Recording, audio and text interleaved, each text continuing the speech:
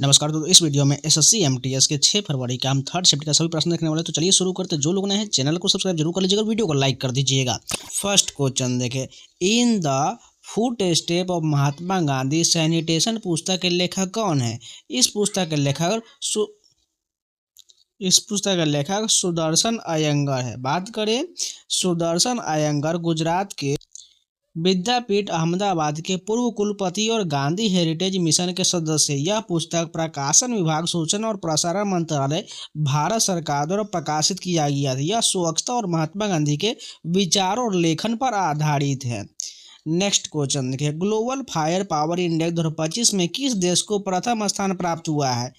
Global fire power index में 2025 में USA ने संयुक्त राज्य अमेरिका को प्रथम स्थान प्राप्त हुआ है। बात करें यूएसए का स्कोर 0.0744 रहा है। शीर्ष 3 देशों में पहले स्थान पर अमेरिका, दूसरे स्थान पर रूस और तीसरे स्थान पर चीन रहा है। भारत इस इंडेक्स में चौथे पायदान पर रहा है। यह रैंकिंग सैन्य टुकड़ियों की संख्या, वित्तीय स्थिति, लॉजिस्टिक, उपलब्ध संसाधन और भूगोल जैसे 60 से अधिक कारकों का विश्लेषण करके तैयार किया जाता है। नेक्स्ट क्वेश्चन देखें, उभयचर जैसे मेढक के हृदय में कितना कक्ष या चेंबर होता है? मेढक के हृदय में 3 कक्ष यानी चेंबर होता है उभयचर के। बात करें इन 3 कक्षों में 2 अलिंद यानी एट्रिया और एक निलय वेंट्रिकल होता है। और मछलियों के हृदय में 2 कक्ष होता है। सरीसृप यानी रेप्टाइल में 3 हार्ट चेंबर होते हैं, मगरमच्छ को छोड़कर जिसमें 4 होते हैं। और पक्षी और स्तनधारी की बात करें मैमल में और मानव हृदय में 4 कक्ष होता है। नेक्स्ट क्वेश्चन देखें, निम्नलिखित में से कौन सा नृत्य नागालैंड राज्य का एक प्रसिद्ध लोक नृत्य है? सभी को पता होना चाहिए। लेसा लपतूर नागालैंड राज्य का एक प्रसिद्ध पारंपरिक लोक नृत्य है।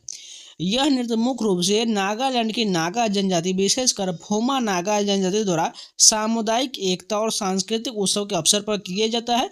और नागालैंड के अन्य प्रसिद्ध लोक नृत्य की बात करें तो अलियट्टू, खम्भालिम, मुआसाई शामिल है। लेजियम महाराष्ट्र का लोक नृत्य है और बिहू असम का प्रसिद्ध नृत्य है। और लावनी की बात करें महाराष्ट्र के पारंपरिक गायन या नृत्य शैली है। नेक्स्ट क्वेश्चन देखें, 13 अप्रैल 1919 को भारत के इतिहास में कौन सी महत्वपूर्ण घटना हुआ था? सभी को पता है, जलियांवाला बाग हत्याकांड हुआ था। यह घटना पंजाब के अमृतसर में बैसाखी के दिन हुआ था।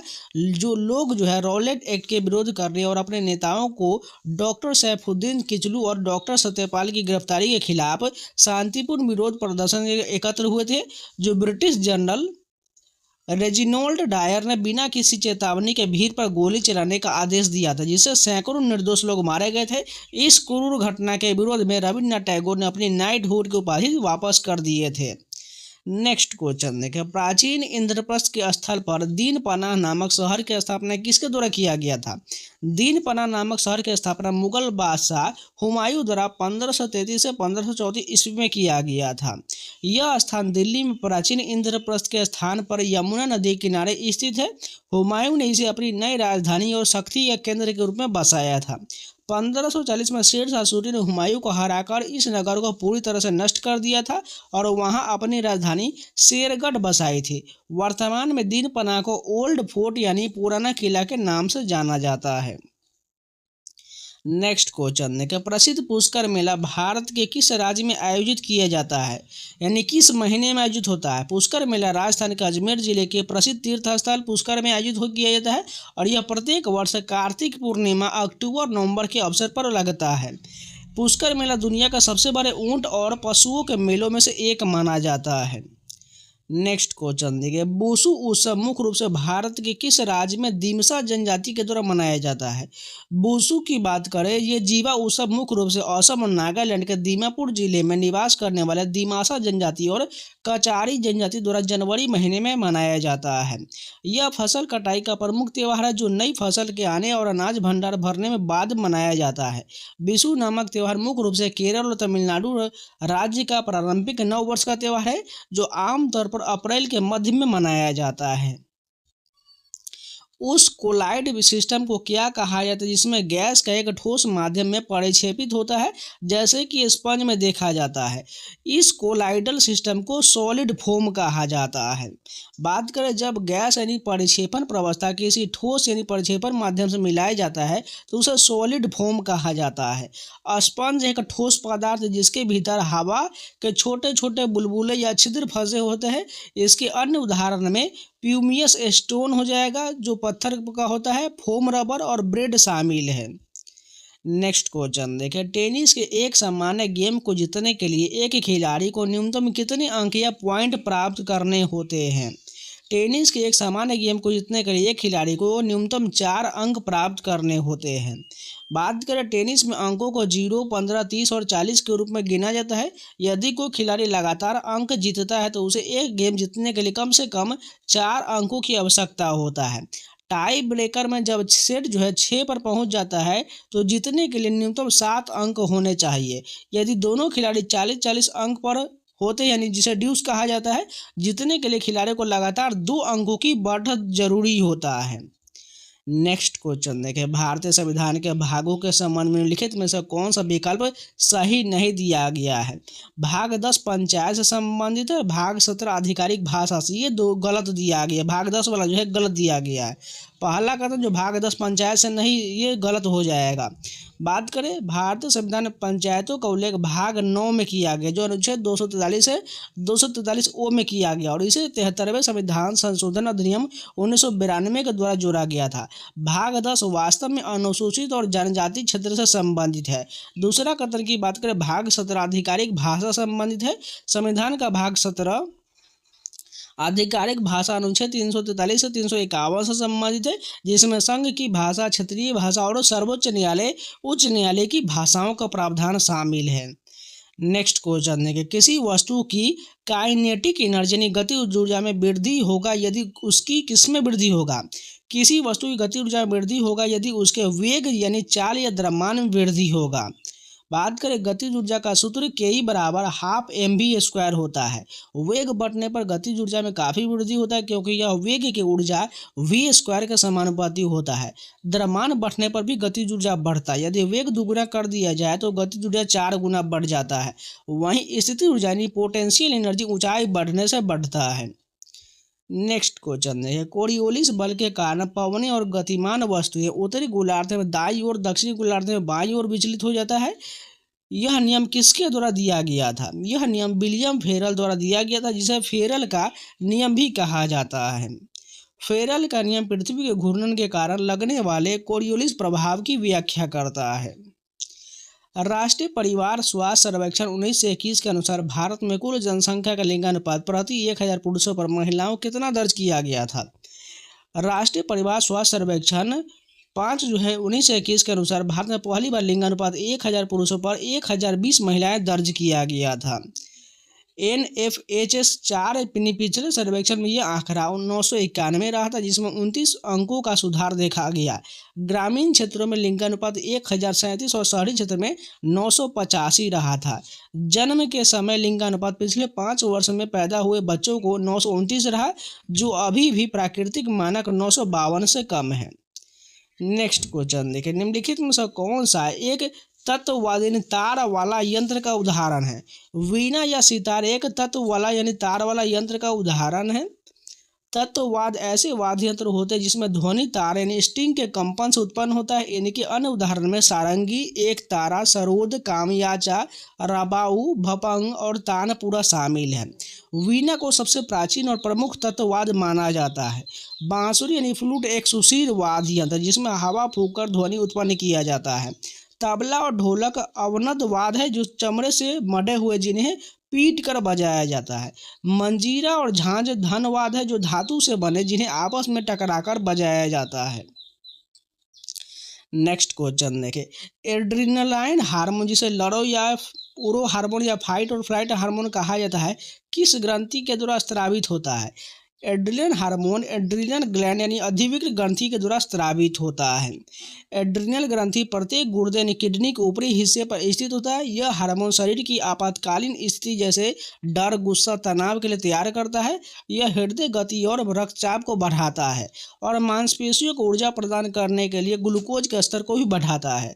इसे आपातकालीन हार्मोन या 3F हार्मोन फियर, फ्लाइट और फाइट के नाम से जाना जाता है। पीयूष ग्रंथि यानी पिट्यूटरी ग्लैंड को मास्टर ग्रंथि के नाम से जाना जाता है और यह वृद्धि हार्मोन स्रावित करता है। अग्नाशय यानी पेनक्रियाज की बात करें, इंसुलिन और ग्लूकागोन उत्पादन करता है जो रक्त शर्करा को नियंत्रित करता है। थायराइड ग्रंथि थायरोक्सिन हार्मोन स्रावित करता है जो शरीर के चयापचय यानी मेटाबॉलिज्म को नियंत्रित करता है। नेक्स्ट क्वेश्चन देखिए, मार्च 2025 में प्रदर्शनकारियों के खिलाफ सोनिक बूम या ध्वनि हथियार यानी सोनिक वेपन की कथित उपयोग के कारण कौन सा देश चर्चा में रहा था? मार्च 2025 में ध्वनि हथियार के कथित उपयोग के कारण सर्बिया देश चर्चा में रहा था। 15 मार्च 2025 को सर्बिया की राजधानी बेलग्रेड में भ्रष्टाचार के खिलाफ एक विशाल रैली आयोजित किया गया था। प्रदर्शनकारियों और मानवाधिकार समूह ने दावा किया कि पुलिस ने भीड़ को तितर बितर करने के लिए एक सैन्य ग्रेड साउंड कैनन LRD का उपयोग किया था। नेक्स्ट क्वेश्चन है, कोलकाता बंदरगाह के भार को कम करने के लिए उसमें लगभग 105 किलोमीटर दूर हुगली नदी के मुहाने पर कौन सा सहायक बंदरगाह बनाया गया है? कोलकाता बंदर के भार को कम करने के लिए हुगली नदी के मुहाने पर हल्दिया बंदरगाह को बनाया गया है। नेक्स्ट क्वेश्चन देखें, जैन धर्म के अनुसार सम्यक चरित्र का क्या अर्थ होता है? जैन धर्म के अनुसार सम्यक चरित्र का अर्थ सही आचरण या सही व्यवहार होता है। जैन धर्म में मोक्ष यानी मुक्ति प्राप्त करने के लिए 3 आवश्यक मार्ग बताए गए हैं जिन्हें त्रिरत्न कहा जाता है। पहला जो सम्यक दर्शन हो जाएगा, सत्य और जैन तीर्थंकरों के उपदेश में पूर्ण विश्वास रखना होता है। सम्यक ज्ञान का अर्थ आत्मा ब्रह्मांड का वास्तविक स्वरूप का सही और संदेह रहित ज्ञान होना चाहिए। सम्यक चरित्र की बात करें, प्राप्त ज्ञान को अपने जीवन में उतारना, हानिकारक कार्यों को त्याग करना और नैतिक सिद्धांत जैसे अहिंसा, सत्य और असत्य, ब्रह्मचर्य और परिग्रह का पालन करना होता है। जैन धर्म के अनुसार केवल ज्ञान होने से मोक्ष नहीं मिलता जब तक कि व्यक्ति का आचरण शुद्ध न हो, इसलिए सम्यक चरित्र को मोक्ष मार्ग का अंतिम और क्रियात्मक चरण माना जाता है। नेक्स्ट क्वेश्चन देखें, भारत ने किस वर्ष तक अपने स्थापित पवन ऊर्जा क्षमता को काफ़ी हद तक बढ़ाकर लगभग 140 गीगावाट तक पहुंचाने का लक्ष्य निर्धारित किया है? भारत ने 2030 तक पवन ऊर्जा की क्षमता को बढ़ाकर 140 गीगावाट तक पहुंचाने का लक्ष्य निर्धारित किया है। नेक्स्ट क्वेश्चन है, 1950-51 के दौरान सकल घरेलू उत्पाद में औद्योगिक क्षेत्र का हिस्सा कितना % रहा था? 1950-51 के दौरान भारत में सकल घरेलू उत्पाद में औद्योगिक क्षेत्र का योगदान लगभग 11.8% से 13% के बीच रहा था। इस अवधि में कृषि को प्राथमिक योगदान देने के मिला था। 1990-91 में यह बढ़कर 24.6% तक पहुंच गया था।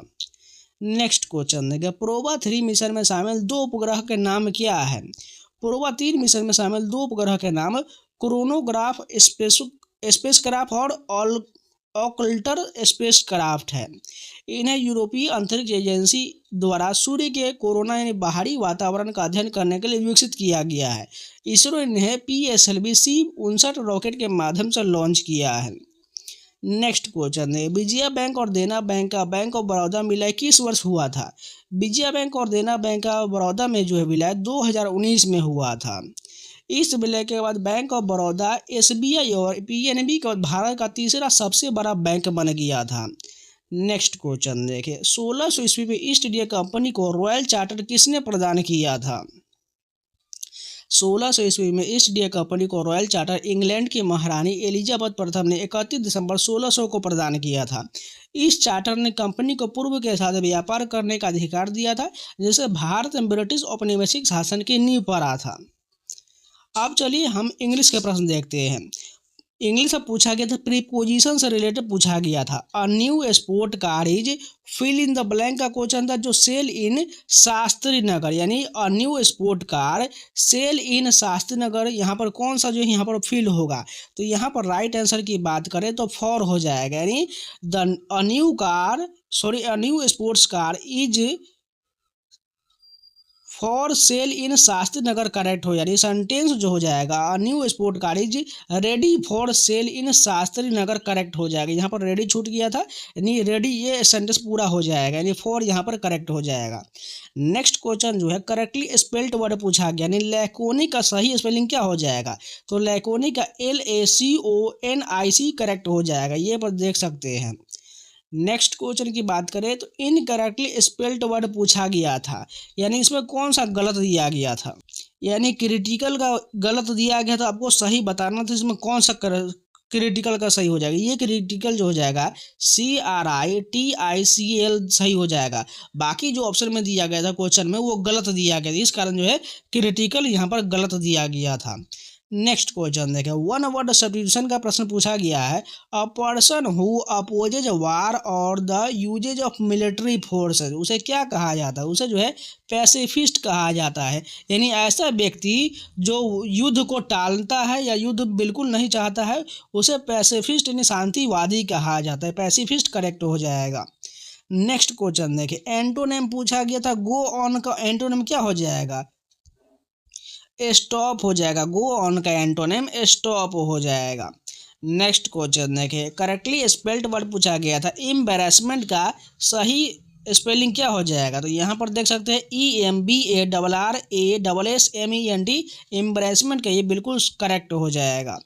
Next question spot the error से पूछा गया था, I want to spend someone time in the forest passing waitress and enjoying the natural beauty, तो यहाँ पर किस पार्ट में एरर दिया गया, तो बात करें यहाँ पर जो समवन टाइम दिया गया, समवन टाइम के जगह पर क्या हो जाएगा सम टाइम हो जाएगा, इसलिए इस पार्ट में एरर दिया गया है। नेक्स्ट क्वेश्चन देखें, मेक वन टोज कर्ल, इसका इडियम पूछा गया था, मेक वंस टोज कर्ल का इडियम की बात करें तो इसका idiom to make someone feel very embarrassed और ह्यूमिलेटेड और to make someone feel very afraid हो जाएगा, इसका राइट मीडियम मीनिंग ये हो जाएगा, यानी किसी को जो है शर्मिंदगी में डाल देना, तो यानी इसका राइट आंसर ये हो जाएगा। तो ये थर्ड सेट के जितने भी प्रश्न थे ये सारे कंप्लीट हो गया। उम्मीद है आप लोगों को वीडियो पसंद है तो लाइक कर दीजिएगा, अगर नहीं है तो चैनल को सब्सक्राइब जरूर कर लीजिएगा, और इन सभी का PDF पढ़ना चाहते हैं तो टेलीग्राम का लिंक मैंने कमेंट बॉक्स में पिन किया हुआ है, जाकर ज्वाइन कर लीजिएगा। वहाँ पर मैंने ऑलरेडी 4 तारीख की, 5 तारीख और 6 तारीख का तीनों अपलोड कर दिया है, जाकर आप सारे को रिवीजन कर सकते हैं, जिससे आपके आने वाले एग्जाम के लिए बहुत बेनिफिशियल रहने वाला है। तो चलिए मिलते हैं नए वीडियो के साथ, तब तक के लिए जय हिंद।